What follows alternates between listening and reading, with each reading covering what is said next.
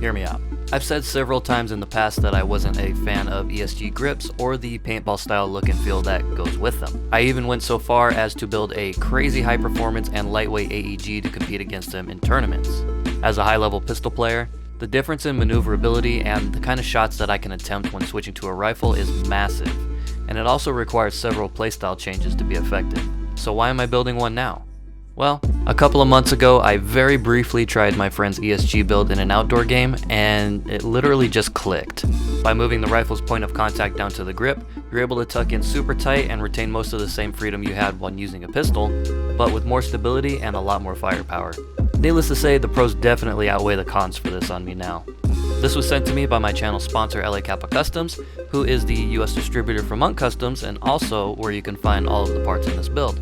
I'll be putting a build list and links in the description to check out if you want to build something like this for yourself. In this video, I'm going to be doing a ground up build with a Monk Customs receiver set, but if you already have an HPA M4 style replica, you can easily add an ESG grip to that as well.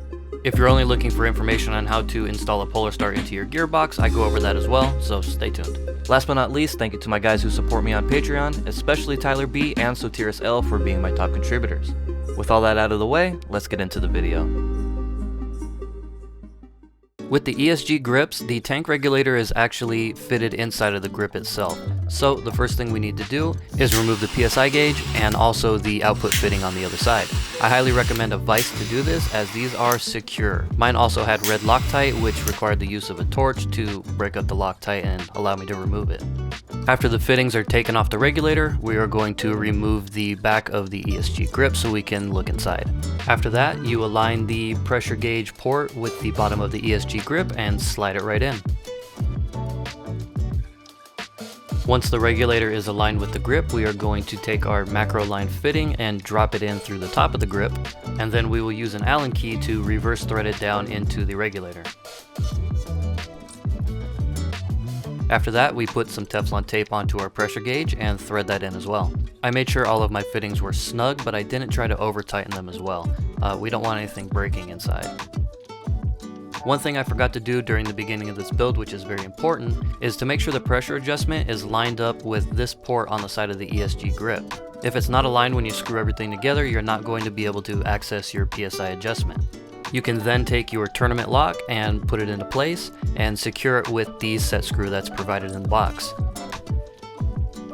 This will keep your regulator from rotating when you're tightening or untightening your tank, and it also keeps the tournament lock in place as well. For the Monk Customs receiver sets, they're going to come in a couple pieces like this.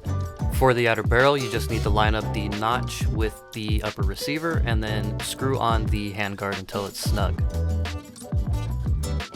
Once the outer barrel is in place, you can line up the top M-lock section to make sure that it's aligned with the receiver so you can put your front sight on. After that, I'm going to take the upper off the lower and take out the magazine release. After that, you can pop out the rear pin and take the gearbox shell out of the receiver. This is the Monk Custom CSG gearbox shell that comes with the OMG receiver set, which is what I'm using. These are really nice as they are Cerakoted as well, and it's a 3-piece design which helps with the ease of the build. For the Polarstar install, we're going to start with our trigger board. In my case, I'm using a Polarstar F2, and this is the F2 trigger board. Place your trigger board into the gearbox shell. Make sure it's nice and snug towards the front of the gearbox shell and that your mounting screw hole lines up. You can then feed the macro line from your Polarstar unit down through the gearbox shell in the bottom. After that, you can plug the Polarstar unit into the trigger board as shown here. Make sure not to mix these wires up or else it's not going to function. Finally, you can take the long braided wire which is used to connect the FCU to the trigger board and plug it in as well. After that, feed the FCU cable down through the bottom of the gearbox shell like you did with the macro line. Something I did with my build to save space was I took a lot of the extra slack from the braided wire and I rolled it up into the gearbox shell itself. This will save you room down in the ESG grip since you have to put both your FCU and your battery in there, and it's kind of a tight fit already. The trigger install remains unchanged from AEG's. Simply put the spring on and seat it into the gearbox. After the trigger is in, make sure to hold your wiring in place while you screw the gearbox shell back together.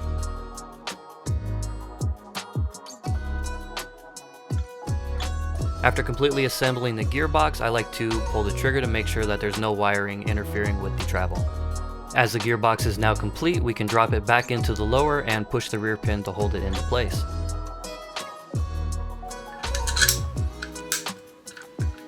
Take your ESG grip and feed the macro line and FCU wiring harness through the center hole in the top.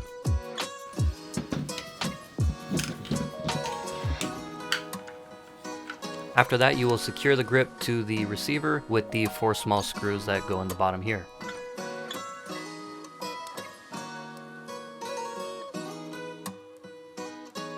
The next step is to cut your macro line to the correct length and put it into the fitting that we installed in the grip earlier. This part was basically impossible to film due to the angle and how small the space is inside the grip, but you're going to need a pair of needle nose pliers, and you're going to have to grab the line and press it down into the fitting.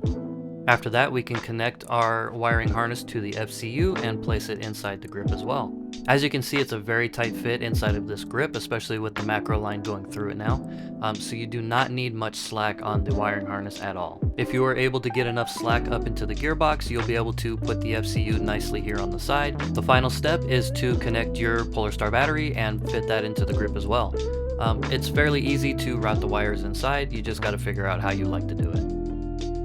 After that, we screw the back of the grip back in and we're done. For the upper, I'm running a Maxx M4P Hopup unit. This is the version specifically made for HPA units. I think it has to do with like nozzle length and things like that. For the barrel, I am running an Edgi 155mm 6.01 barrel. These are my favorite as far as premium barrels go, and I can't find any faults with them. For the Polarstar unit, I've mentioned it before, but I am using the F2. The reason I'm using an F2 over the Jack is there is more power range and adjustability with the F2, and you can also throw a gold poppet in if you want to and get a little more air efficiency out of it, which I'm going to be doing later as well.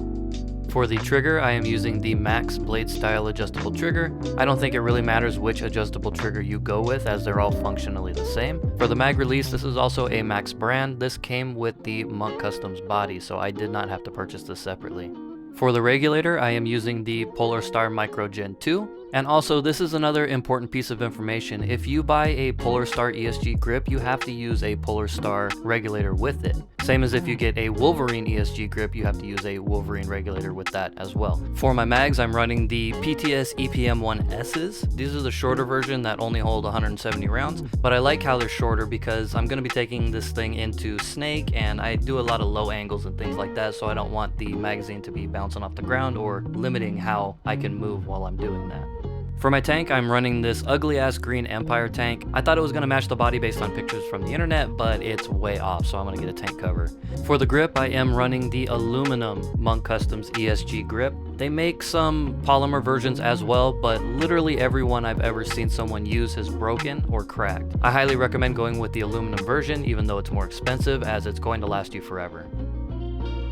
Alright, I'm pretty sure you guys want to see how this shoots, so I'm going to give you a little test fire. My trigger isn't tuned as much as it can be, but once you learn how to ride the sensor, you can really let this thing rip. Check this out.